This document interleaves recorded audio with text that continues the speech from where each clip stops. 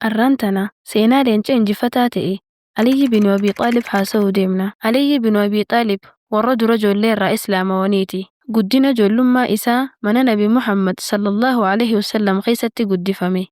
Guyyaa Rasuulli sallallahu alaihi wasallam godaansa yookaanuu hijiraa gara Madiinaatti godaanan. Kan firaasha isaanirra ciisee argamedha. Aliyyi bin Abi Xaalib intala Nabi Muhammad sallallahu alaihi wasallam kabajamtuu Faaximaa kan fuudhedha. Akkasuma abbaa Hasanii fi Huseenii tartara babbareedduu caccaaltuu lameen jannataa. Aliyyi bin Abi Xaalib warra kurnan jannataa keessaa isa tokko. Inni goota dirree lolaatti jeenummaan beekamaati. Diinagdee irraa dantaa dhabeessa. Rabbi gabbaraa fi Rabbi sodaataa tahedha. Maqaan isaa kan kabajaa Abul Hasan jedhama. Kan haati isaa baafteef ammoo Asad jedhama. Abbaan isaa Abi Xaalib ammoo Aliyyi moggaase. Akkasuma maqaan qoosaa isaa Abu Turaab jedhamuun beekama. Aliyyi bin Abi Xaalibii fi Muhammad sallallahu alaihi wasallam mana tokkotti guddatan. Muhammad sallallahu alaihi wasallam sababa abbaa fi haati isaa du'aniin akaakayyuun isaa guddise. Boodarra akaakayyuun isaa kun Abdul Muttalib ni du'e. Yeroo kana abbeeraan isaa kan abbaa Aliyyi ta'e Abi Xaalib fuudhee kara mana isaatti hin gale. Abbaan Aliyyi hedduu hiyyeessa ture. Hatta hanga haati manaa isaa hiyyummaarraa kan ka'e yaaddoon laalattutti. Akkuma Nabi Muhammad sallallahu alaihi wasallam mana Abi Xaalib ol seeneen barakaan wajjin ol seente. Mana Abi Xaalib dur nyaanni hanqachuu isaarraa kan ka'e ijoolleen Abi Xaalib osoo nyaata hin quufin dhiisuu turan. Eega inni ol seene nyaanni lafatti hafuu eegale. Barakaan isa jala ol seente. Nabi Muhammad sallallahu alaihi wasallam barakaa isaarraa kan ka'e weelkaa yookaanuu kubbaayyaa inni irraa dhugee hambaa hambisa yoo dhugan isaan hundinuu manni san guutuun quufaniiti irraa hafa. Osoo Nabi Muhammad sallallahu alaihi wasallam hin dhugin yoonii fi isa dura kubbaayyaa sanirraa waan takka dhugan kubbaayyaan tokko nama tokkoo hin quufsu ture. Kan akka inni barakaa qabu qalbise Abi Xaalib yaa Nabi Muhammad ati barakeeffamaadha jechiinu ture. Nabi Muhammad sallallahu alaihi wasallam guddatee isaanirraa of dandahee kophaa bahee jiraachuu eegale. Barri of jijjiiraatuma deema waan ta'eef barri tokko hongeen yookaanuu abaar buute. Muhammad sallallahu alaihi wasallam yeroo kana if dandahee waan jiruuf abbeeraa isaa Abbaasitti dhaqee fira isaanii Abi Xaalib rakkina akka qabuu fi ilmaan isaa irraa fuudhanii akka guddisaniif mari'ateen. Abbaasis yeruma kana yaamicha kee kana toltutti neeyamtee jeeni irraa qeebale. Abbaasis ilma Abi Xaalib Jaafar fudhate. Muhammadis sallallahu alaihi wasallam Aliyyi fudhachuudhaan gargaaran. Aliyyis mana Khadijaa jaartii Rasuulaa sallallahu alaihi wasallamitti galee ijoollummaa isaa xumurate. Haalaa fi amala akkasumas waan hedduu Muhammad irraa sallallahu alaihi wasallam horate. Aliyyi ijoollummaa isaatiin dubbisuu fi barreessuu baratee akkasumas coollee ta'uudhaan kan warra Haashim keessatti beekamuudha. Haala Nabi Muhammad sallallahu alaihi wasallam dhaaluun guyyaa tokkollee farshoo dhugee hin beeku. Akkasuma taabootaafillee sujuudee hin beeku. Muslimtoonni eega Madiinatti godaananii yookaanuu Madiinatti galanii nagee harkatan.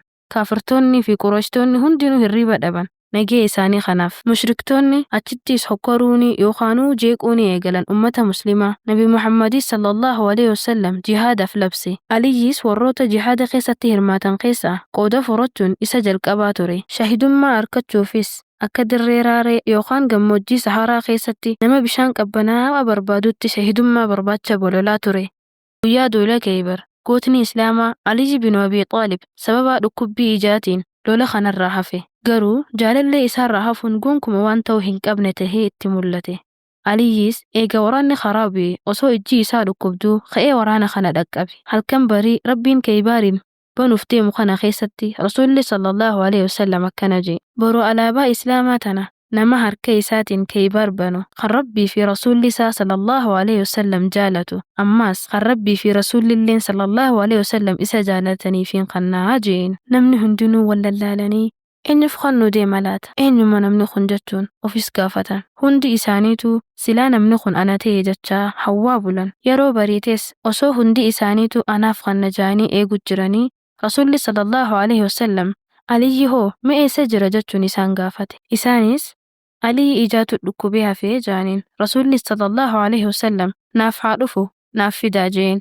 Isaanis Aliyyi bakka inni jiru fidanii fi Rasuulli sallallahu alaihi wasallam ija Aliyyitti tufee Rabbi kadhateef. Aliyyis akka nama takkaa hin dhukkubsatiniitti fayye. Rasuulli sallallahu alaihi wasallam hogguma kana alaabaa itti kannee hoggantummaa wajjin deem yaa Aliyyi jeen. Aliyyi bin Abi Xaalib yeroo alaabaa kana fuudhee deemu rasuula sallallahu alaihi wasallam akkana je'ee gaafateen yaa rasuula rabbi isaaniin lola hanga isaan islaamummaa qeebalanitti je'een rasuulli sallallahu alaihi wasallam akkana je'eenii deebiseef yaa aliyyi yoo isaan bira geesse islaamummatti isaan yaami haqa rabbiitirraa waan isaan irratti dirqama ta'u hunda itti himi rabbiin nama tokko harka keetirratti qaceelchuutu gaallan diddiimtuu arabarra siif caalaa je'een yahudoonni Kaybar jogola 8 qabaachuu turan aliyyi faanis karaa jogola Na'iim jaamutti seenan jogola Na'iim jaamu kana keessa goota nama kumaan madaalamu marhabuu kan jaamutu jira ture akkuma achi gahaniin aliyyi islaamummatti isa yaame inninis ni dide lolaaf dirratti gad bahanii yeroo kana jeenichi marhabuu jaamu kan yahudaa kun dhaadatee mee eenyutu naaf bahaa je'ee ilallabe hogguma kana gurbaan muslimaa kan qaamaan qal'aa kan imaanni isaa furdaa kan maqaan isaa Amri binu Akwaa isaaf bahe hogguma kana Amri binu Akwaa harka mushrikticha kanaatiin ajjeefame taraa lammaffaa Aliyyi binu Abii Xaalib leenci rabbii gootni islaamaa isaaf bahee marhabuu ajjeese akka daaraa bubbeen fuutee isa godhe yeruma kana yahudoonni harka kannanii biyya gadhiisanii bahan alhamdulillah galanni kan rabbii guddaati jalqaba bulchiinsa Aliyyi keessatti yeroo muraasaan booda mokkortiin ummata islaamaatti buuteen guddaa fi xiqqaa akkasuma dhalaa fi dhiira osoo hin jenne lolli dhiigni islaamaa keessatti dhangalee argame sababa munaafiqtoonni Usmaan ajjeeseef ummanni muslimaa sababa lola kanaatiin yaada lamatti wal qoodanii wal mormuu eegalan yaanni tokkoffaa eega dhiiga Usmaan hijaabaanee booda bulchaa filannaa kan jedhudha akkasuma yaanni lammaffaatis bulchaa filannee ummata muslimaa bakka tokkotti walitti gurmeessinee eegasii hijaa Usmaan mushriktoota irraa bahannaa kan jedhu ture yaaluma kana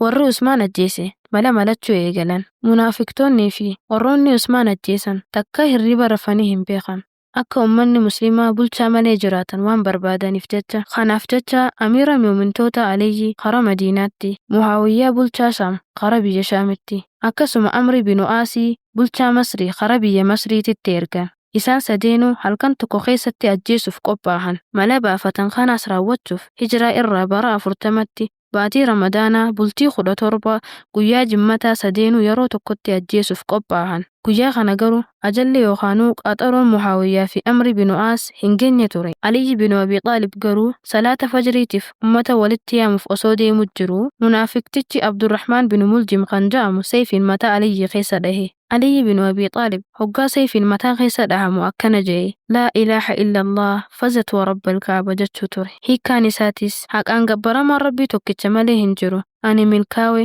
rabbii kaabaatiin kakadhee jedhe namoonni sagalee Aliyyi dhagahan karaa isaa fiiganii yeruma san bakka inni itti kufee kaasanii namticha isa dhahe Abdurrahmaan bin Muljim kan jedhamu abaaramaa qabanii Aliyyi fuudhanii karaa mana isaa geessan Aliyyi bin Abii Xaalib osoo dhahamee jiru deemanii akka salaatan ajaje isaanis deemanii salaatanii munaafiqticha qabanii isa bira fidan eega Aliyyi gaggaba isaa irraa beefatee booda ijoollee isaa Hasanii fi Huseen akkasuma warroota isaa yaamuun akkana je'een tola itti oola qubsuma isaatis tolchaaf yoo lubbuun jiraadhe dhiiga kiyya kafalachuu fi dhiisuu anaatu murteeffataa jeen yoon an du'e isa qofa ajjeesaatii naan dhaqqabaa jeen nama biraa hin ajjeesina rabbiin warroota daangaa dabran hin jaalatu je'ee fi dhaameef subhaanallah haaluma kanaan gootni islaamaa kan rasuulli sallallahu alaihi wasallam jannataan gammachiise abbaan sahaabota lameen babbareedduu jaalalleen rasuulaa sallallahu alaihi wasallam addunyaa kanarraa boqote hirriba dhuma hin qabne rafe rabbiin isaa fi fakkaatota isaatis